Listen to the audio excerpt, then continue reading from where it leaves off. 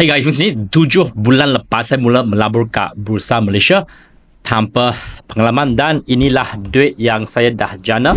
Alright, so sebab saya nak mula melabur kat Bursa adalah untuk satu misi, iaitu cari cara yang konsisten yang dapat gandakan duit saya. Dan yang lebih penting adalah apa yang saya telah belajar tentang melabur yang ramai pelabur beginner terlepas pandang. The first one, jangan hanya belajar cara beli. Ia tak cukup untuk bantu anda jana duit. Tetapi belajar bila nak beli supaya anda tak masuk terlalu awal atau terlalu lewat ngam-ngam. Okay? Kenapa nak beli? Supaya setiap keputusan ada sebab, bukan ikut angin, bukan ikut spekulasi tak orang lain. Yang ketiga, bila nak jual. Sebab keuntungan tak jadi untung kalau anda tak tahu bila nak keluar. Right?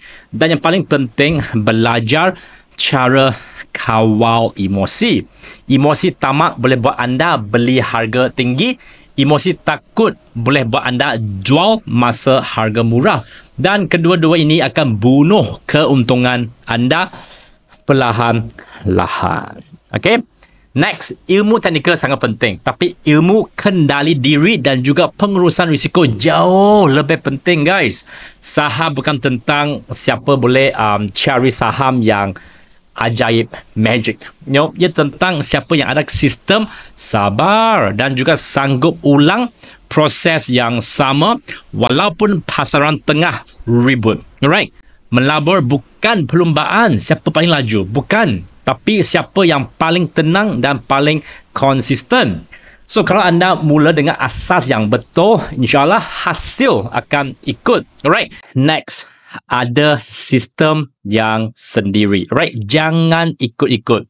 Ramai orang rugi sebab ikut orang lain buta-buta je. Memang kat luar sana banyak program yang janji bulan, yang janji bintang. Tapi trust me on this, memang tak ada sistem yang special dalam dunia ini yang dapat bantu anda 100% menang kat saham. No. Hari ini join program coach ini. Besok join program coach tu. Alright? Guys, tak ada sistem ataupun cara dalam dunia ini yang boleh janji anda pasti menang. Okay? Tidak ada. Alright? Alan-alan, akhirnya diri sendiri pun tak tahu apa yang sedang dibuat. Okay? So, sistem bermaksud anda tahu kenapa beli. Anda tahu bila nak jual. Anda tahu berapa nak masuk. Bukan berdasarkan emosi, tapi berdasarkan prinsip. So, tanpa sistem, anda sebenarnya bukan pelabur. Anda hanya penumpang dalam kapal orang lain. Jadi, apabila anda dah belajar satu sistem, ulang sistem itu sampai mahir. Okay? Ramai orang yang cari sistem baru setiap minggu, tapi tak pernah mahir satu pun. Nak jadi konsisten bukan dengan cuba semua cara, tetapi ulang satu cara sampai jadi reflex. Seperti kata Bruce Lee kan, I fear not the man who has practiced 10,000 kicks once, but the one who has practiced one kick 10,000 times. Alright? Ulang satu sistem sampai anda tahu bila nak sabar, bila nak keluar, bila nak tambah. Okay? Consistency come from mastery. Dan mastery comes from repetitions. Emosi kena kuat, guys. Saham bukan macam kerja tetap. Ia akan naik dan juga turun. Okay? Ramai orang kalah bukan sebab saham tak bagus, tapi sebab emosi yang bocor. Okay? Bila untung sedikit, tamak nak lebih. Apabila rugi pula, terus panik. Jual ikut takut, jual ikut emosi.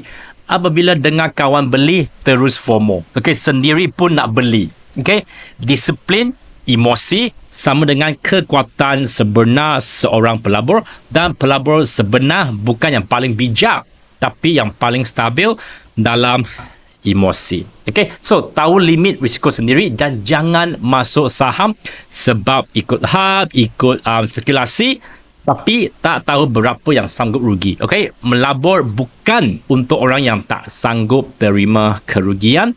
Kalau simpan duit RM1,000 dalam saham buat anda tak boleh tidur malam, itu bukan pelaburan, itu penyesaan. Alright, jadi sebelum fikir berapa saya boleh untung, tanya dulu, berapa saya sanggup rugi dan masih tenang. Alright, jika tak ada jawapan, anda belum bersedia lagi. Alright, melabur bukan jalan pintas jadi kaya, tetapi ia adalah laluan jangka panjang yang terbukti untuk bina kekayaan secara berdisiplin. Jadi inilah lesson yang saya dah belajar selama 7 bulan melabur kat bursa saham. Okey, jadi anda juga boleh komen apakah lesson yang anda dah belajar sepanjang journey pelaburan anda. Okey, sila komen kat bawah video ini. Dan last, dalam dunia pelaburan bukan siapa yang paling cepat menang, tetapi siapa yang paling lama boleh tahan. Alright, see you kat 2K. Bye-bye.